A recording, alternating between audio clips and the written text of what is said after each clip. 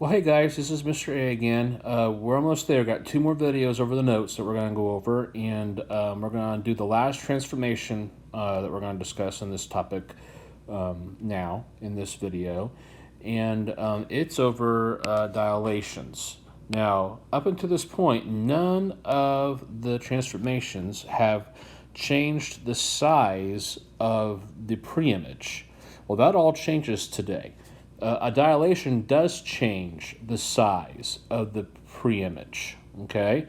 And it changes it by a value called a scale factor. So those are going to either enlarge the image so it's larger than the preimage, or it's going to shrink it down and reduce it so it's smaller than the preimage. And it depends on what scale factor we have as to whether or not it's going to enlarge it or shrink it, okay? We apply these dilations at about a fixed point called the center of the dilation. And the center of the dilation is always the center of the preimage, not on the plane, okay? And if it's on the plane, it's the origin, just like it is for rotations. So let's take a look at some examples here. I have these two and one more here that we're going to take a look at. So I want you to look at these three problems and tell me which ones, if any, properly produce dilations, okay, or properly produce dilations. So I'm going to pause here for a second, give you a chance to think about it, and then we're going to go over each one of these here momentarily.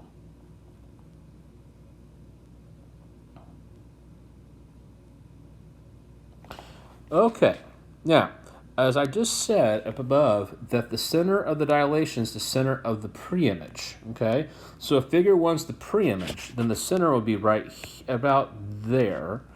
And so figure 2, since it expands outward from the center of figure 1, and it's an enlargement, that is a proper dilation, okay? So problem A, that is a proper dilation. Problem B is not, because the figures actually are the same size. It's been figure 2 is actually a translation or a slide of figure 1. It's diagonal going lower right. Okay, so this is not a proper dilation. Now on figure or problem C, this actually looks like a dilation. However, figure 2 is not in center with figure 1. The center of the dilation for figure 1, the center of the preimage is right about there. And figure 2 is not there with the center. So even though that figure 2 is smaller than figure 1, the center is not the proper location. So this one's also not a dilation, proper dilation, okay? So just keep that in mind when you go through doing some of these problems, as we do. Now, we're going to go ahead and talk about what it means for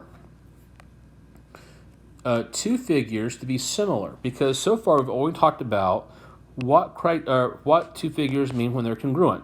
Translations, reflections, rotations, they all produce congruent final images. But a dilation does not do that, because the size of the final image is the same as the size of the preimage. So instead of creating a congruent final image, it only produces a similar final image, okay? And so similar figures have the following two criteria right here. That all pairs of corresponding angles are congruent, okay? So the angle measures are still equal. So, for example, if I have a triangle ABC, and I have a triangle A prime, B prime, C prime, and a dilation took place to get triangle A prime, B prime, C prime, then angle A would still be the same measure as angle A prime. And the same thing would be with angle B and B prime. They have the same measure. And angle C prime would also have the same measure. Okay? The difference is with the side lengths. The side lengths are no longer congruent. They're now proportional, which means if I compare two sides of the preimage and get a ratio, that ratio will be the same if I compare the same two corresponding sides on the final image. Okay, so for example, I have a little example right here for us to take a look at real fast. It's like comparing 6 to 4 and 3 to 2. They both reduce to 1.5. So those ratios are proportional.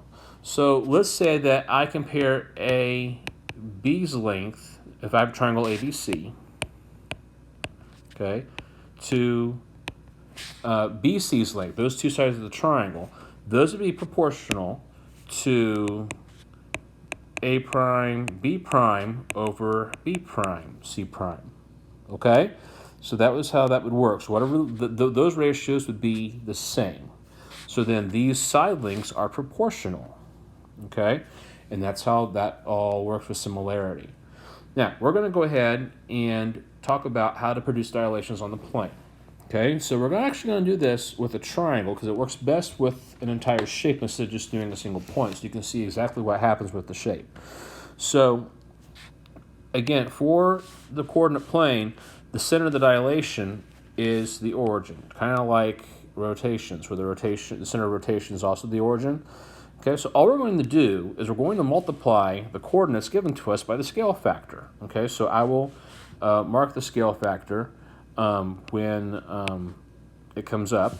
Okay, so let's start here first of all and plot these 3 points here. Okay, on the plane. So 2, 2, 0, 4, and 2, negative 2. So 2, 2, 0, 4, and negative 2, 2. Okay, so connect those together. Okay, there they are. There's A, and there's B, and there's C. Okay, and so now what we're going to do is we're going to dilate this triangle by a scale factor of 2. We're going to do it by point. Okay, so we're going to start out here, and we're going to start out with point A. Okay, the point 2, 2.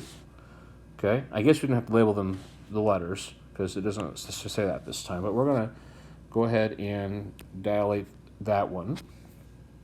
So all we're going to have to do here in order to make this happen is multiply those by 2's. Okay, so 2 times 2 is 4, 2 times 2 is 4, so the new point is going to be 4, 4. Okay, so all I have to do now is go plot the point 4, 4, and I have A prime right there. Okay, I'm actually going to get rid of these letters so I don't get confused with the lines that we're going to make here in a minute with the sides of the new triangle, the final image. So we're going to go ahead now and do the next one. Okay, we're going to dilate the point 0, 4 by a scale factor of 2, which again means multiplying by 2 there and 2 there. So 2 times 0 is 0. 2 times 4 is 8. So I'm going to plot that point, 0, 8, right up there. Okay. And then lastly, we're going to do the final point of the triangle. So multiply by 2 here and 2 there at the point negative 4, 4. 1, 2, 3, 4. 1, 2, 3, 4, right there. Okay, and connect it together.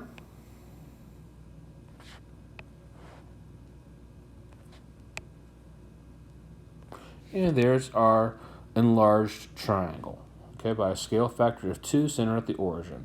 All right, and that's really all we have to do in order to perform a dilation. We're just going to make sure we multiply all of the coordinates in each of our ordered pairs by the same scale factor. Okay, that's the idea. So, a couple of questions here real fast just to go through these. How would the preimage from the previous activity change if the scale factor were 1/2 instead of 2? Very interesting question here. All you would do instead of multiplying by 2 by the scale factor of 2, you multiply by a scale factor of 1/2. So you would basically, in essence, divide every coordinate by 2 and get your coordinates that way. And how would a scale factor of 1 affect the preimage? Well, if you think about that for a minute, multiplying by 1 doesn't change your values. So a scale factor of 1 doesn't have any effect of changing the transforming the preimage. So we really don't consider a scale factor of 1 to be a dilation because it doesn't change the preimage. So when we start establishing some limits here later on, how to determine a reduction from a enlargement, then we'll keep that in we'll keep that in consideration when we make those limitations on our scale factors. Okay. For the second one, we're going to talk about that here in just a little bit on how to do symbolic representation on that. We'll do that here after we do example 2. Okay. So on example 2, we're going to go ahead, and I'm going to give you a chance to try this one on your own. We're going to dilate by a scale factor of 3. Okay. So we'll plot A prime, B prime, and C prime down here on the page. And I'm going to go ahead and plot the triangle. And then I'll wait for you to try it yourself. I'll pause and wait for you to try it yourself, and then we'll go over the problem together. Okay? So I'm going to go ahead and get my triangle set up. So I need points at 1, 3, 1, 1, and 3, 1. So I have them right here. And I'll go ahead and connect them together. There we go. So this one is A, and there's B, and there's C, I believe. Okay, so my preimage is set. Go ahead and dilate that by a scale factor of 3. I'll pause for a minute to give you a chance to do it, and then we'll go over the answer together.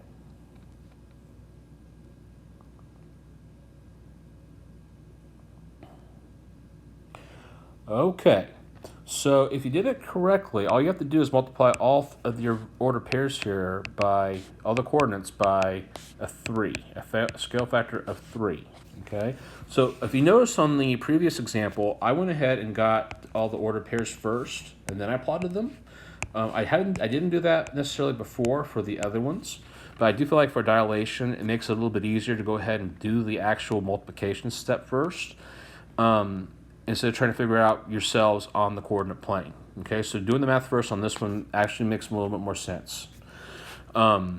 So, because they can actually kind of end up sometimes being a little bit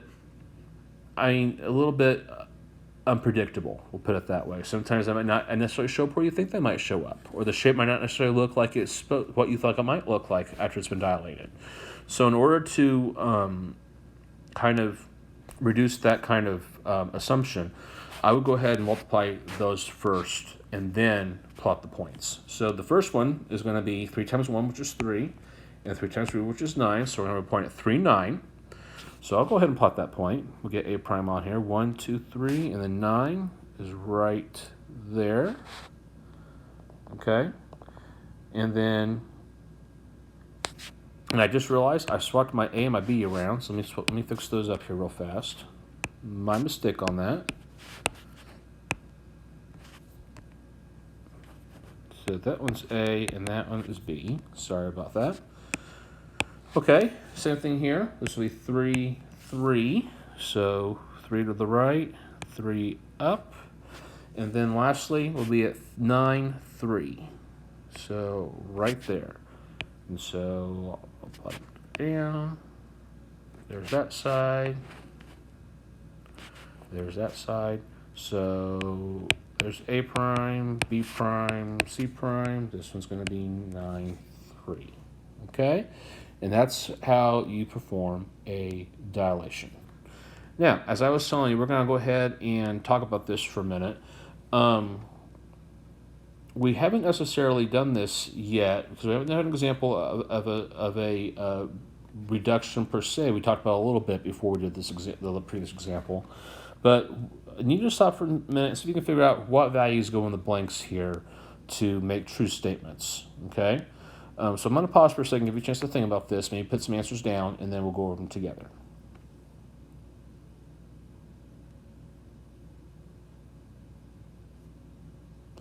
Okay, well, here's the thing, okay? If you are enlarging the preimage, then you need a value for your scale factor that is greater than 1. We just talked about that 1. A scale factor of 1 doesn't change anything, so it has to be larger than 1 to be an enlargement, okay, that enlarges the preimage. If we're reducing it, guess what? It needs to be between 0 and 1. Okay? So it has to be a fraction between 0 and 1, basically. So if you have a scale factor that's a fraction, then it's going to be between 0 and 1. And notice that our scale factors are both good. All scale factors are positive. Okay, so we don't have to worry about any negative scale factors. Okay, the only reason we can have negative coordinates is if we have negative coordinates in our preimage. All right? So keep that in mind. Let's go ahead and take a look at the next page here. This talks about the symbolic representation of a scale factor, and all we do is take the value of a scale factor. In this case, it's k, right up here at the top. Okay,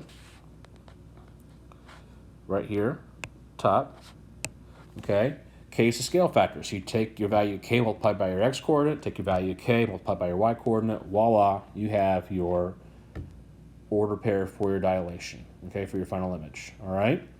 So I'm going to let you do example 3, and then I'll pause, and then we'll go over it together. Okay, so see if you can perform that dilation on that rectangle.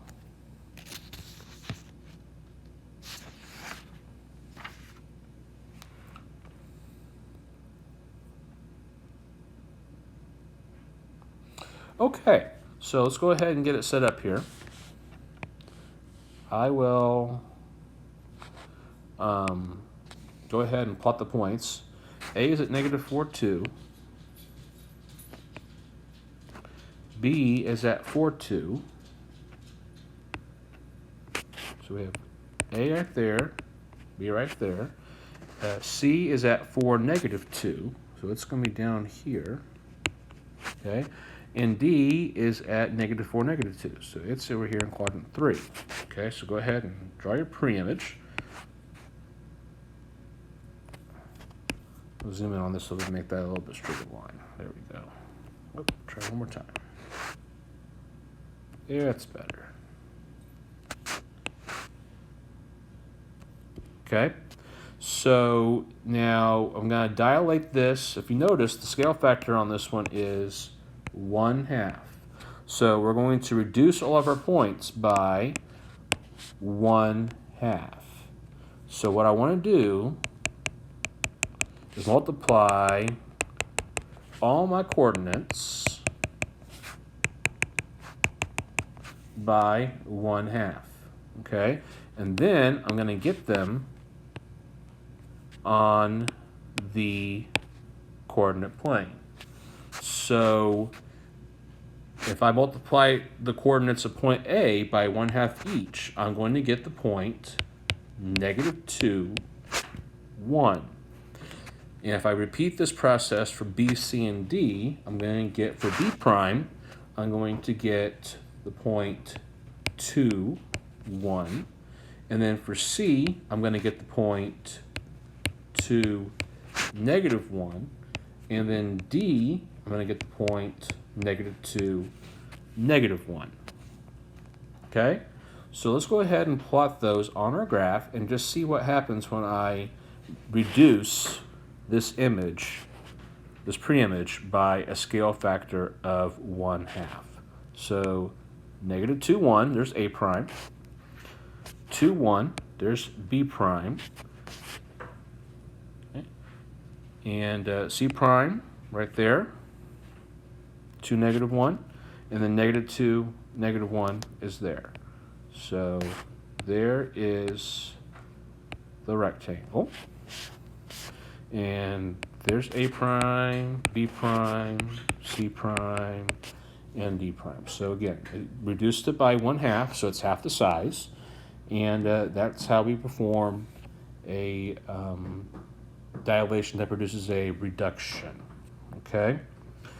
I have one more example here. We're going to skip example 5 on the last page on this one.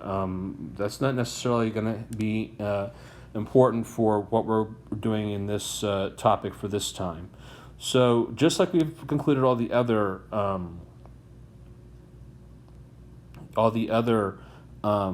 topic or lessons, I already have a preimage and a final image plotted on a plane, and you need to tell me what the transformation is in each case. Okay, so what I'm going to do is I will do A now, and I'm going to say B for you guys to try on your own, that you can do and check the notes on, check the answer key on Canvas with. Okay, so let's take a look at problem A, and notice that figure 1 is the larger trapezoid, and figure 2 is a smaller one.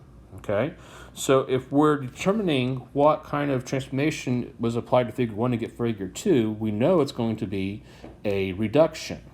All right, we just don't know what the scale factor is yet, but we can get the scale factor by comparing the order pairs between A and A prime. Okay, so all we have to do over here is make a note of the order pair of A and the coordinates of A prime, and then compare them. Okay, so on A, it looks to me like that is the point 2, 3 to the right, 2, 3, 4, 6 down. So it looks like it's going to be the point 3, negative 6. In A prime, to me, it looks like it's the point 1, negative 2. Okay?